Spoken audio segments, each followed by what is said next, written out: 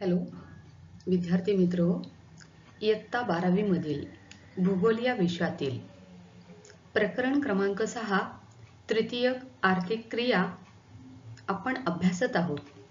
यापूर्वी या प्रकरणाचे 2 व्हिडिओ आपण पाहिलेले आहेत। यापूर्वीच्या दुसऱ्या व्हिडिओमध्ये वाहतूक ही तृतीयक आर्थिक क्रिया, तिचे महत्त्व आणि तिचे प्रकार याचा अभ्यास केलेला आहे।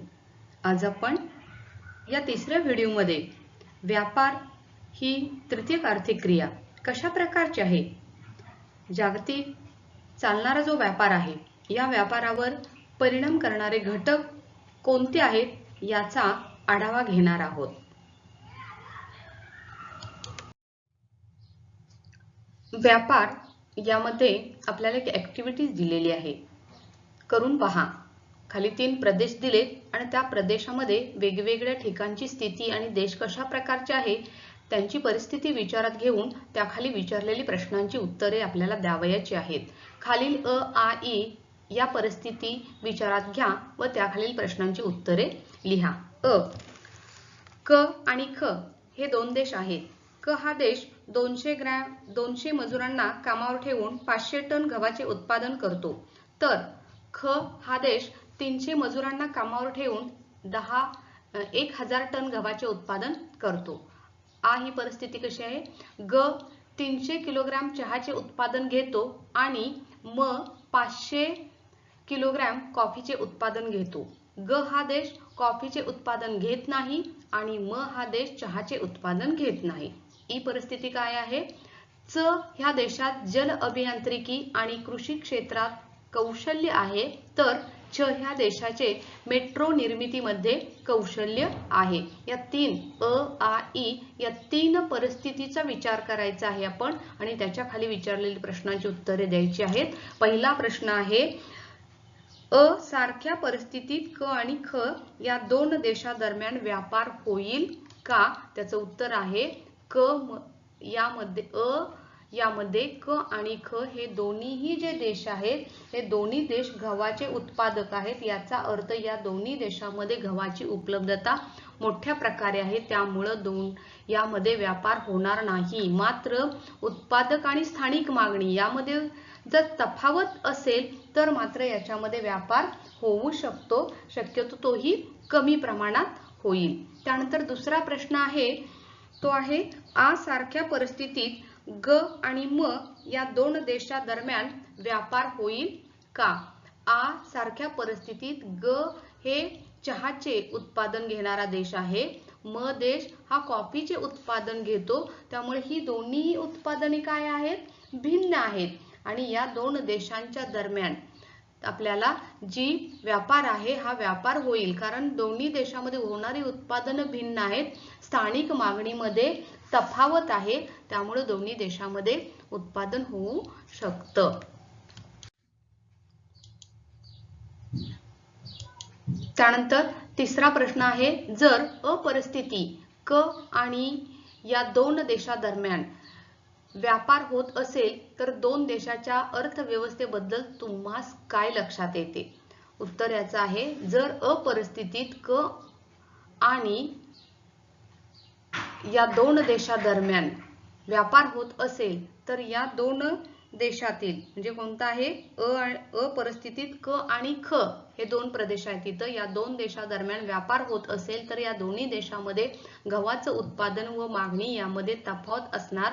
ज्या देशाचे उत्पादन कमी व मागणी जास्त असेल तो देश गव्हाची आयात करेल, तर ज्या देशाकडे उत्पादन जास्त आणि मागणी कमी असेल तो देश निर्यात करेल। हे दोन्ही देश गहू उत्पादक म्हणजेच शेती या प्राथमिक श्रेणीच्या व्यवसायात करीत आहेत, यांची अर्थव्यवस्था कृषी प्रधान असण्याची शक्यता आहे किंवा कृषी प्रधान आहे। चौथा प्रश्न आहे, जर आ सारख्या परिस्थितीत ग आणि म देशांदरम्यान व्यापार होत असेल तर 2 देशातील हवामानात बदल काय सांगता येईल?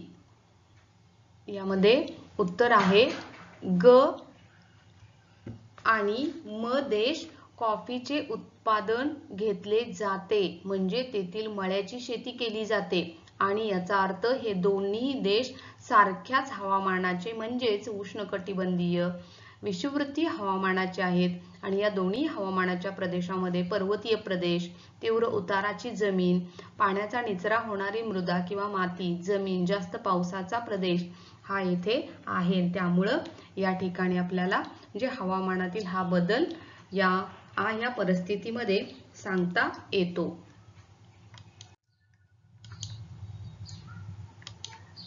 पाचवा प्रश्न आहे, जर ई सारख्या परिस्थितीत दोन देशांदरम्यान व्यापार होत असेल तर ते तुम्हास देशाच्या मानवी साधनसंपत्तीबद्दल काय सूचित करतं? जल अभियांत्रिकी, कृषी क्षेत्रातील कुशल मनुष्यबळ, तसेच मेट्रो निर्मिती हे सर्व व्यवसाय अतिशय उत्तम दर्जाचे मनुष्यबळाचे निर्देशक आहेत। याचाच अर्थ त्या देशाचा आर्थिक विकास हा उत्तम होत असून तेथे शिक्षण, सामाजिक सुरक्षा, भांडवली गुंतवणूक या सर्व सुविधा चांगल्या प्रकारे उपलब्ध असून उच्च दर्जाचे मनुष्यबळ आहे।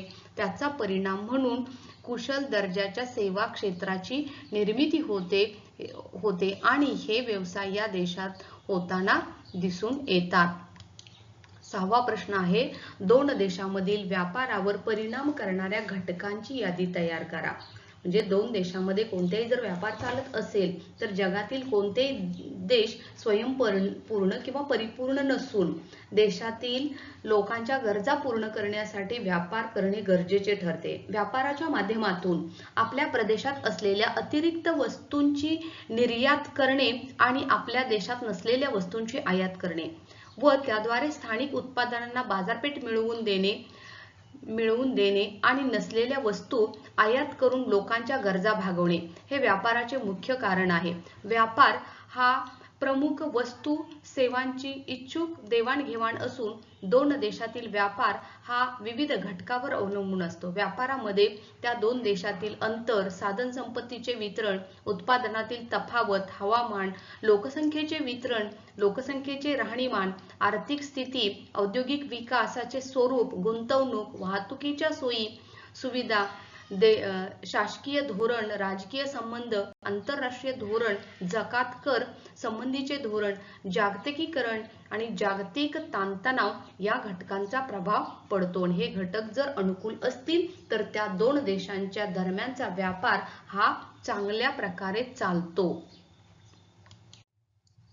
तर आपल्याला सुरुवातीलाच व्यापारासाठी आ आणि ई ही तीन प्रकारची परिस्थिती दिली होती आणि त्या तीन प्रकारच्या परिस्थितीनुसार खाली काही प्रश्न विचारलेले होते आणि यावरून आपल्याला व्यापार कशा प्रकारे चालतो हे थोड्याफार प्रमाणात लक्षात आले। पण दोन देशांमध्ये व्यापार चालत असताना त्याच्यावरती परिणाम करणारे काही घटक आहेत। हे घटक म्हणजे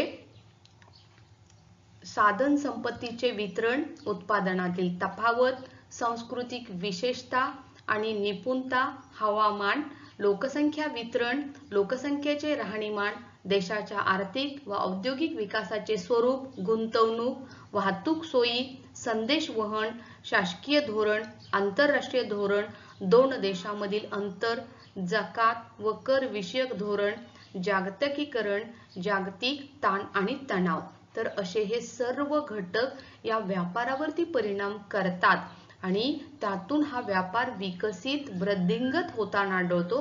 तर चला या व्यापारावरती परिणाम करणारे हे जे घटक आहेत तर यातील काही घटकांची आपण थोडक्यात माहिती पाहूया।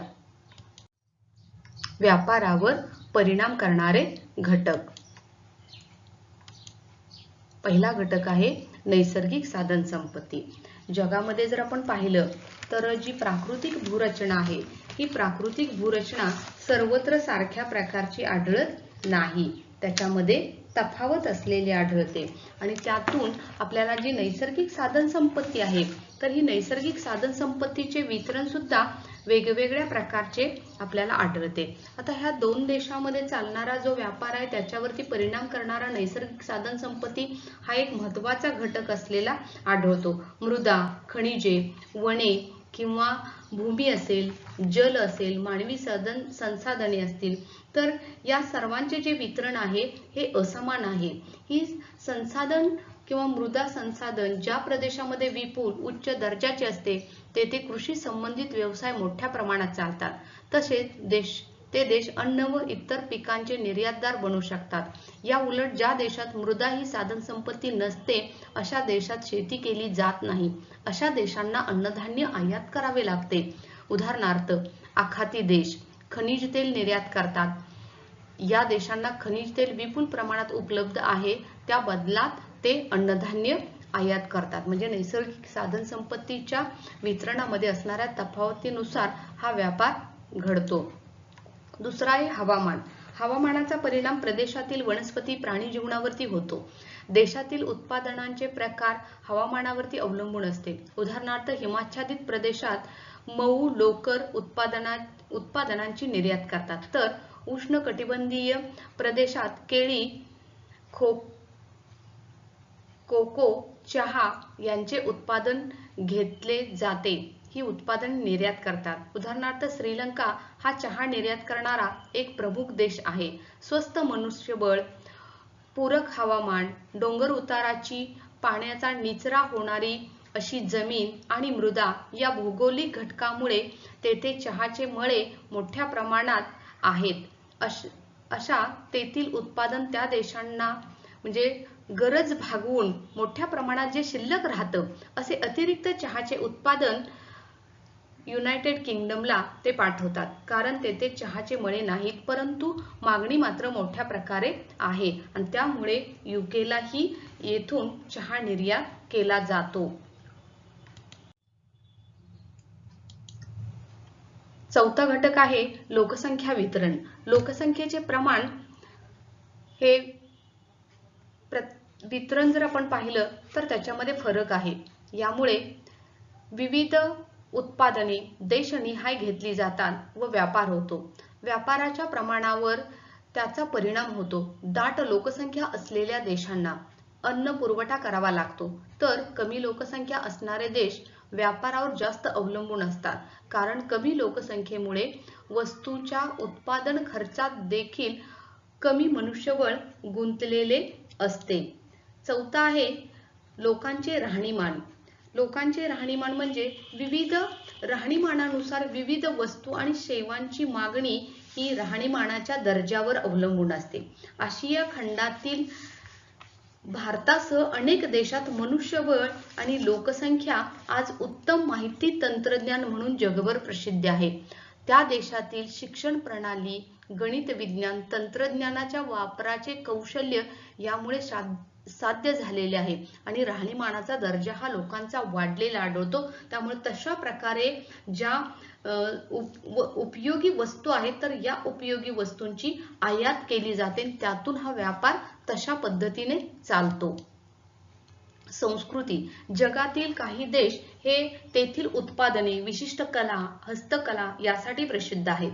त्यांचे जगभर असणारे मूल्य अधिक आहे. उदाहरणार्थ चीनमधील चिनी मातीची भांडी, इराणमधील इराणी गालिचे, इंडोनेशियातील बाटिक प्रिंट, भारतातील काश्मीरी शाल, रेशीम ही जगभर खूप मागणी आहे आणि त्यातून व्यापाराला चालना मिळते. त्यानंतर सहावा घटक आहे आर्थिक खर्च. हा उत्पादनातील मुख्य घटक आहे.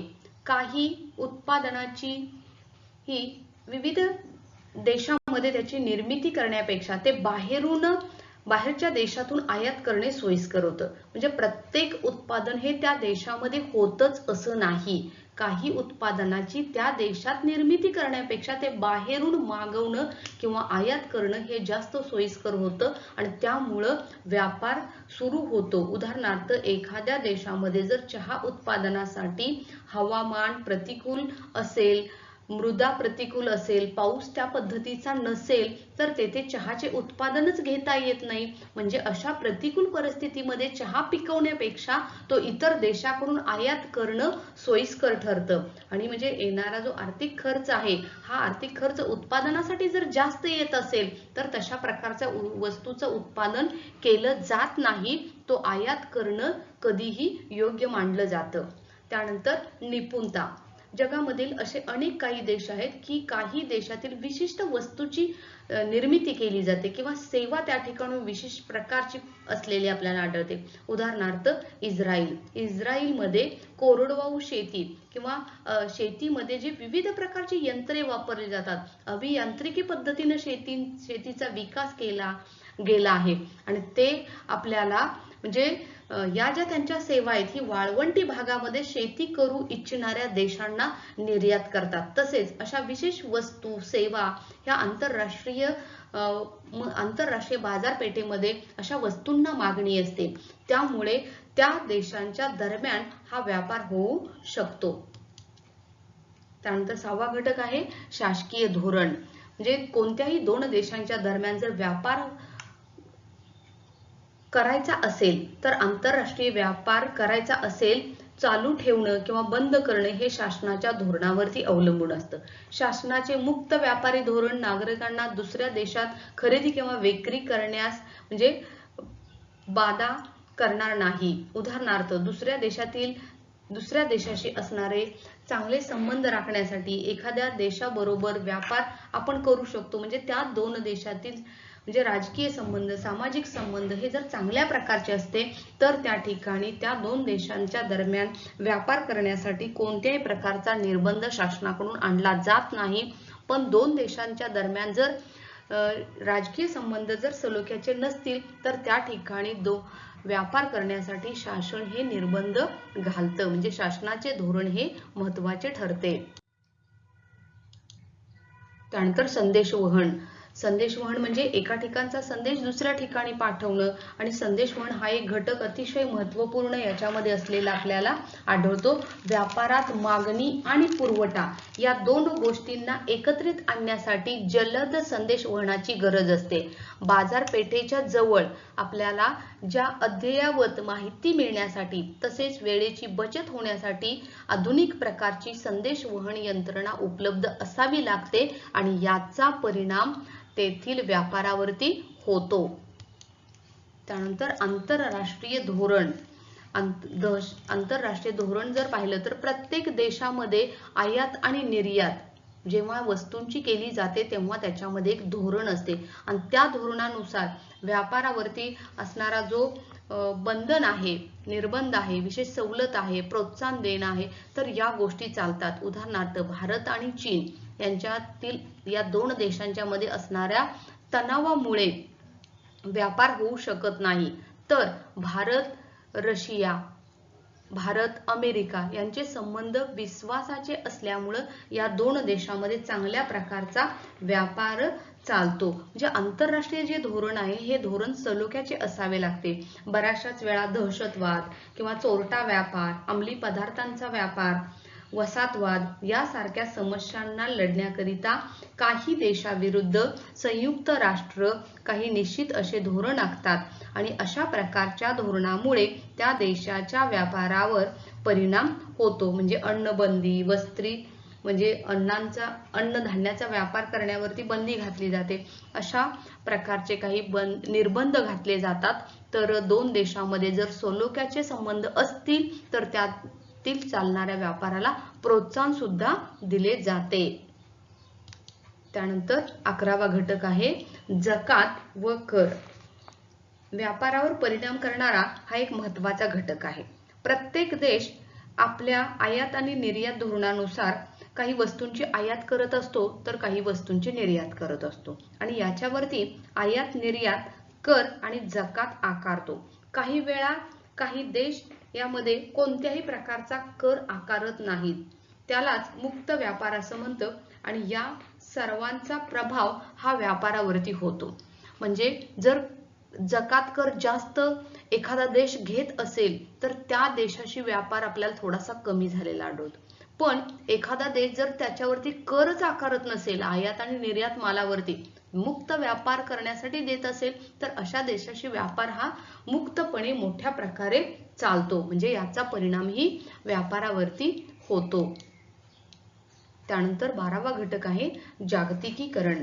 जागतिकीकरणामुळे सध्या अनेक देशातील बहुराष्ट्रीय कंपन्या आपले जाळे जगभर विस्तारत आहेत. आपण म्हणतो की नाही अनेक उद्योगधंद्यांचे, व्यवसायांचे आज जागतिकीकरण झाले. त्याच्यामध्ये स्वस्त मजूर, जमीन, कच्चा माल उपलब्ध असलेल्या प्रदेशात उत्पादनांचे आणि सेवांचे हे आउटसोर्सिंग हा एक आधुनिक जगातील व्यापाराचा मंत्रच बनलेला आहे. आणि त्यातून आपल्याला हे जागतिकीकरण घडलेलं आढळतं आणि याचा परिणाम या व्यापारावरती होताना आढळतो. या जागतिकीकरणाबरोबरच सध्या आपल्याला या जागतिक ताणतणाव सुद्धा आढळतं आणि त्याचाही परिणाम या व्यापारावरती होतो. प्रत्येक देश आपले आर्थिक राजकीय हितसंबंध जपण्याचा पुरेपूर प्रयत्न करताना दिसतो. त्यामुळे विविध मुद्द्यावरती जगातील देशांचे दूरीकरण किंवा पुनर्रचनात्मक ध्रुवीकरण हे सतत घडताना आपल्याला आढळतं. आणि याचाच परिणाम म्हणून जगात अनेक गट आणि तट निर्माण होतात आणि या गटातील सुप्त संघर्षाचा व्यापारावर परिणाम होतो. उदाहरणार्थ, जागतिक व्यापार परिषदेमध्ये कृषी क्षेत्रातील विकसित देशाकडून दिले जाणारे अनुदान हा वादाचा मुद्दा आहे. थोडक्यात जागतिक व्यापारावर फार गुंतागुंतीच्या मुद्द्यांचा प्रभाव असून त्यामुळेच जागतिक व्यापाराचे स्वरूप हे सध्या फार क्लिष्ट आणि गुंतागुंतीचे बनत आहे. अशा प्रकारे आपल्याला हे घटक व्यापारावरती परिणाम करतात आणि त्यामुळं चालणारा जो दोन देशांमध्ये किंवा जागतिक चालणारा हा व्यापार आहे, हा व्यापार सर्वत्र सारख्या प्रकारचा चालत नाही. चालणारा जो व्यापार आहे, या व्यापाराचे महत्त्व जर आपण पाहिले तर व्यापार करायचं म्हटलं तर याच्यामध्ये वाहतूक आणि दळणवळण, संदेशवहन हा भाग अतिशय महत्त्वाचा असलेला आढळतं. वाहतुकीमध्ये रस्ते, लोहमार्ग, जलमार्ग, हवाई मार्ग इत्यादी वाहतुकीच्या मार्गांचा व्यापारात अनन्यसाधारण असं महत्त्व आहे.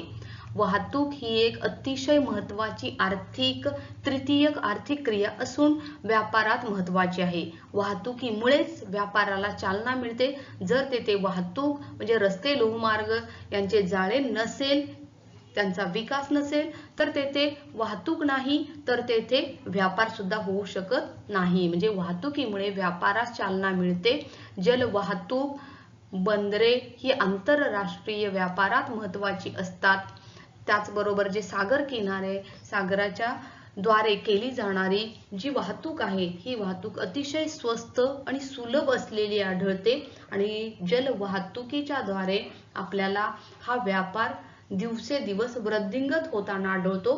त्याच्यामध्ये अटलांटिक महासागर, पॅसिफिक महासागर, हिंदी महासागर आणि भूमध्य समुद्र याच्याद्वारे चालणारा व्यापार जर पाहिला तर 1980 पासून ते आज 2010 पर्यंत या महासागरातून चालणारा व्यापार पाहिला तर याच्यामध्ये मोठ्या प्रकारे वाढ झालेली आढळते. आणि जे निर्माण झालेले म्हणजे अटलांटिक आणि पॅसिफिक याच्या दरम्यान निर्माण झालेला असेल पनामा कालवा, भूमध्य समुद्र आणि तांबडा समुद्र याच्या दरम्यान निर्माण केलेला सुएझ कालवा, तर या कालव्यांच्या द्वारे तर आंतरराष्ट्रीय व्यापार दिवसेदिवस वाढतो आहे.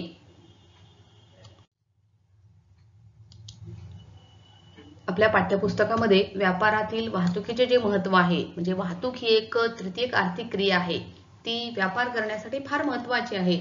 आणि जलवाहतूक तर याच्यामध्ये खूप अतिशय महत्त्वपूर्ण असलेले आढळते. जलवाहतुकीच्या बरोबर जे नैसर्गिक बंदर आहे आणि हवाई वाहतूक आहे, याचाही व्यापारामध्ये एक अनन्यसाधारण असं महत्त्व आपल्याला आहे. तर व्यापारातील जे महत्त्व आहे यामध्ये एक ऍक्टिव्हिटीज आपल्याला दिलेली आहे, करून पहा. त्याच्यामध्ये काय दिले तर आकृती 6.3 मध्ये सागर वाहतुकीच्या द्वारे सन 1980 ते 2010 पर्यंत झालेला व्यापार दर्शवलेला आहे. आणि तो व्यापार खालील आलेखामध्ये आपल्याला आलेखाचा वापर करून विवेचनात्मक टीप लिहा असं सांगितले. इथं आपल्याला तो आलेखाच्या साह्यानं दिलेला आहे. आलेख आपल्याला दाखवलेला आहे. आलेखाच्या एका बाजूला आपल्याला इथं वर्ष दिलेत 1980, 1990, 2000 आणि 2010. आणि हा आडव्या प्रकारचा आपल्याला बार काढलेला आहे आणि तिथं किती टक्के व्यापार 0, 10%, 20, 30%, 40%, 50%, 60%, 70, 80, 90 आणि 100%. इथं टक्केवारी ही व्यापाराची दिलेली आहे. आणि त्यानुसार आपल्याला इथं वेगवेगळ्या रंग दिलेत त्या बारला. हा जो निळा रंग आहे तर इथं सूचीमध्ये दिले हा निळा रंग आपल्याला अटलांटिक महासागरात चालणारा व्यापार किती टक्के कोणत्या वर्षी आहे हे या आलेखामध्ये दाखवलेला आहे. त्याच्यानंतर अगदी फिक्कट हा निळा रंग आहे. हा फिक्कट निळा रंग पॅसिफिक महासागर जो आहे तो पॅसिफिक सागरामध्ये चालणारा व्यापार आहे. त्याच्यानंतर पुढे दिले तो इथं अगदी पोपटी रंगाचा आहे बघा. इथे थोडा आहे हा आणि हा पोपटी रंगाचा इथं दिलेला आहे. तो हिंदी महासागरातील चालणारा व्यापार आहे. आणि पिवळ्या रंगाचा अगदी पुढे टोकाला जो पिवळा रंग दिलाय हा पिवळ्या रंगाचा भूमध्य समुद्रातून चालणारा जो व्यापार आहे हा व्यापार इथं दर्शवलेला आहे. आणि याद्वारे या आलेखाचं निरीक्षण करायचं आहे आणि याद्वारे 1980 ते 2010 पर्यंत चालणारा जो व्यापार आहे तर या व्यापारावरती टीप तयार करायला सांगितलेली आहे. मी थोडक्यात तुम्हाला या ठिकाणी सांगणार आहे. तर या आलेखात सागरी वाहतुकीच्या द्वारे सन 1980 ते 2010 पर्यंत जगातील प्रमुख 4 महासागरातील म्हणजे अटलांटिक महासागर, पॅसिफिक महासागर, हिंदी महासागर आणि भूमध्य समुद्र याच्यातून चाललेला जो व्यापार आहे हा व्यापार दर्शवला आहे. यामध्ये 1980 साली अटलांटिक महासागरातील व्यापार हा सर्वाधिक आहे. इथं आपल्याला चिन्ह दिसतं आहे त्याचं सर्वाधिक जास्त रंग इथं आलेला आहे. आणि त्यातून आपण सांगू शकतो की अटलांटिक महासागरातील जो व्यापार आहे हा व्यापार सर्वाधिक आहे. त्यामध्ये तो व्यापार इथं 40च्या पुढे म्हणजे 47% आहे. तर पॅसिफिक हा 38% असलेला इथून पुढे आपण मोजला तर हा 38% व्यापार. त्यानंतर भूमध्य समुद्र व हिंदी महासागरातील व्यापार दर्शवलेला आहे. 1980 ते 2010 या कालावधीत अटलांटिक महासागरातील व्यापार हा कमी होताना दिसतो तर पॅसिफिक हिंदी महासागरातील व्यापार वाढत जाताना आढळतो.